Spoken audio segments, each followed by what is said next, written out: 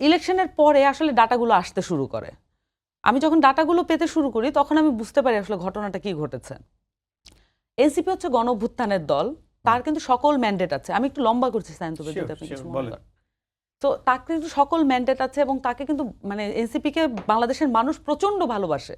এবং আমি এটাও জানি, সায়ন্তবে অস্বীকার করবেন না, বিএনপির অনেক মানুষ এনসিপিকে ভালোবাসে এবং সর্বক্ষেত্রে এটা ভালোবাসাটা আসলে খুবই পবিত্র এবং এটা নিজে থেকে ভিতর থেকে আসা।